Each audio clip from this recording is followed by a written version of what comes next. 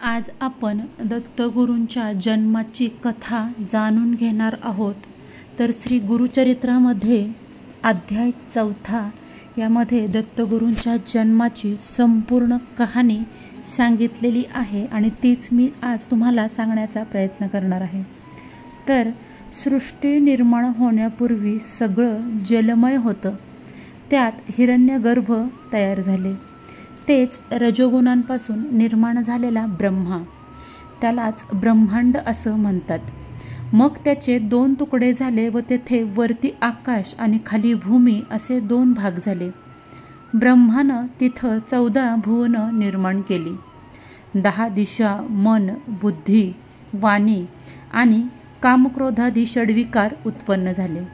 आणि मग सृष्टीची विस्तृत रचना करण्यासाठी मरीची, अत्री, अंगिरस, पुलस्त्य, कत्रू आणि वसिष्ठ असे 7 मानसपुत्र निर्माण केले. या सप्तऋषींपैकी अत्रींची पत्नी अनुसया ही श्रेष्ठ आणि पतिव्रता होती. साक्षात जगदंबाच होती. तिच्या लावण्य रूपाचं वर्णन करता येणार नाही. थोर पतिव्रता असलेल्या तिची पतिसेवा पाहून ही स्वर्गाचं ऐश्वर घेईल की काय अशी सगळ्या देवतांना भीती वाटू लागली. आणि मग इंद्रादी सर्व देव ब्रह्मा, विष्णू, महेश या त्रिदेवांना भेटले. त्यांनी अत्री, अनुसया यांची सगळी हकीकत सांगितली. इंद्रदेव म्हणाले, महातपस्वी अत्रींची पत्नी अनुसया असामान्य पतिव्रता आहे. ती काया वाचा मनाने अतिथींची पूजा करते आणि ती कोणालाही विनमुख करीत नाही. तिचं अलौकिक आचरण पाहून सूर्यदेव सुद्धा तिला घाबरतो. तिला उन्हाचा त्रास होऊ नये म्हणून तो मंद मंद तापतो. तिच्यासाठी अग्नी थंड आणि शीतल होतो आणि वारासुद्धा भीतीने मंद मंद वाहतो. तिच्या पायांना त्रास होऊ नये म्हणून भूमी मृदू होते. ती शाप देईल अशी आम्हाला सर्वांना भीती वाटते. ती कोणत्याही देवाचे स्थान हिरावून घेईल असा तिच्या पुण्याचा प्रभाव आहे. यावर काहीतरी उपाययोजना करा, नाहीतर स्वर्ग तर जाईलच, शिवाय आम्हाला तिच्या दारामध्ये सेवा चाकरी करत राहावे लागेल. असं सगळ्या देवांचं गाऱ्हाणं ऐकताच ब्रह्मा, विष्णू, महेश भयंकर रागावले आणि म्हणाले, चला आत्ताच आपण तिच्याकडे जाऊ. तिच्या पतिव्रत्याचा भंग करून तिला पृथ्वीवर ठेवू, नाहीतर यमलोकाला पाठवू. असे बोलून त्यांनी सर्व देवांना निश्चिंत राहण्यास सांगितले. आणि मग सती अनुसयेचं सत्व पाहण्यासाठी ब्रह्मा, विष्णू, महेश यांनी भिक्षुकाचा वेश धारण केला. मग ते 3 जण अत्री ऋषीच्या आश्रमात आले. त्यावेळी अत्री ऋषी हे अनुष्ठानासाठी बाहेर गेले होते. अनुसया आश्रमात एकटीच होती. ते अनुसयेला हाक मारून म्हणाले, माई, आम्ही ब्राह्मण अतिथी म्हणून आलो आहोत. आम्हाला अतिशय भूक लागलेली आहे. आम्हाला भिक्षा वाढ. तुमच्या आश्रमात सतत अंदन चालू असतं. अतिथी यांना इथं इच्छाभोजन दिलं जातं असंही आम्ही ऐकलेलं आहे. आणि म्हणून आम्ही मोठ्या आशेनं तुझ्याकडे आलेलो आहोत. आम्हाला लवकर भोजन दे, नाहीतर आम्ही परत जाऊ.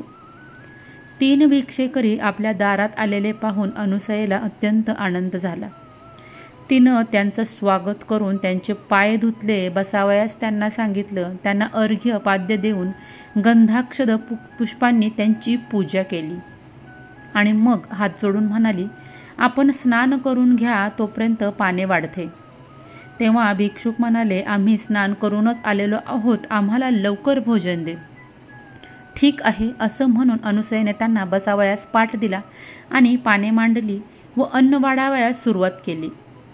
तेव्हा ते भिक्षुक म्हणाले, माई, आम्हाला असं भोजन नको. आम्हाला इच्छा भोजन हवं आहे.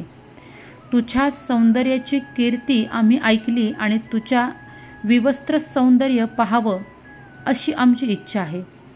तुझं विवस्त्र सौंदर्य पाहावं अशी आमची इच्छा आहे. म्हणून अंगावर वस्त्र न ठेवताच तू आम्हाला भोजन वाढ, नाहीतर आम्ही परत जाऊ. त्या भिक्षुकांचे हे शब्द ऐकून अनुसया आश्चर्यचकित झाली. पण ती परमज्ञानी सती साध्वी होती. तिनं ओळखलं की हे कोणी साधेसुधे भिक्षुक नाहीत, आपली परीक्षा पाहण्यासाठी हे देवच आलेले आहेत. नाहीतर अशी विचित्र मागणी कोण कशाला करेल. आणि आता हे परत गेले तर पतीच्या आज्ञेचा भंग होईल आणि विवस्त्र होऊन भोजन वाढलं तर पतिव्रतेचा धर्म मोडेल. माझं मन निर्मळ आहे. पतीचे तपोबळच मला या संकटातून तारून नेईल असा विचार करून अनुसया त्या भिक्षुकांना तथास्तु असं म्हणून आत गेली. तिनं आपल्या पतीचं स्मरण केलं, पतीची मनात पूजा केली आणि मग तीर्थाचं भांडं घेऊन बाहेर आली. तिनं आपल्या पतीचं पुन्हा एकदा स्मरण केलं आणि ते तीर्थ त्या तिघांच्या अंगावर शिंपडलं. आणि काय आश्चर्य, त्याच क्षणी त्या 3 भिक्षुकांची 3 तेजस्वी अशी सुंदर बाळं बनली. आणि मग स्वतःला सावरून ती त्या बाळांना मांडीवर घेऊन थोपटू लागली. अंगाई गीत गाऊ लागली. ती बाळे भुकेने व्याकुळ होऊन रडत होती. त्यांना आता अन्नाची नव्हती, पण त्यांना हवे होते दूध. त्याचवेळी अनुसयेला वात्सल्याने पाना फुटला. तिने एकेका बाळाला स्तनपान देऊन शांत केले आणि मग तिनं त्या बाळांना पाळण्यात ठेवून झोपविले. अवघ्या विश्वाची उत्पत्ती, स्थिती व लय करणारे ब्रह्मा विष्णू महेश हे त्रिदेव अनुसयेच्या तपबलाने तिची बाळे झाली. तिच्या स्तनपानाने त्यांची भूक शमली. नंतर काय झालं, दुपारी अत्री ऋषी अनुष्ठान संपवून आश्रमामध्ये परत आले. पाळण्यातील 3 बालकांना पाहून त्यांना आश्चर्य वाटले. अनुसयेला त्यांनी सगळी हकीकत विचारली तर ही 3 बाळं म्हणजेच ब्रह्मा विष्णू महेश हे त्रिमूर्ती आहेत हे अत्री ऋषींनी अंतर्ज्ञानाने ओळखले. तेव्हा ब्रह्मा विष्णू महेश अत्रे पुत्री प्रकट झाले. वर माग असे ते अत्रींना म्हणाले. तेव्हा अनुसयेला ते म्हणाले, त्रिमूर्ती आपल्यावर प्रसन्न झालेले आहेत, इच्छा असेल तो वर मागून घे. तेव्हा अनुसया हात जोडून म्हणाली, नाथ, हे 3ही देव तुमच्या तपश्चर्याने प्रसन्न होऊन इथं आलेले आहेत. तुम्ही त्यांच्याकडून पुत्र मागून घ्या. अत्रे म्हणाले, हे देवश्रेष्ठ हो, तुम्ही बालरूपाने माझ्या आश्रमात आलात तर पुत्ररूपाने येथेच राहा. तेव्हा तथास्तु म्हणून 3ही देव स्वस्थानी गेले. मग ब्रह्मदेव चंद्र झाले, श्री विष्णू दत्त झाले आणि महेश दुर्वास झाले. आणि काही दिवसांनी चंद्र व दुर्वास मातेला म्हणाले, आम्ही दोघे तपाला जातो, तिसरा दत्त येथेच राहील, तोच त्रिमूर्ती आहे असं समज.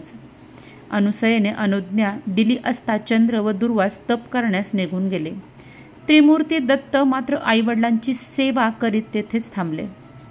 तर अशा प्रकारे ब्रह्मा विष्णू महेश यांनी अनुसयेच्या पतिव्रत्याची परीक्षा घेऊन तिला प्रसन्न झाले आणि अनुसयेने आपल्या पतिव्रत्याच्या ज्या काही तेज, जे काही वलय आणि जे काही बळ होतं त्या बळावर 3ही देवांना तिनं प्रसन्न करून घेतलं. तर अशा प्रकारे दत्तगुरूंच्या जन्माची कथा ही आपल्या गुरुचरित्राच्या पारायणामध्ये सांगितलेली गेलेली आहे.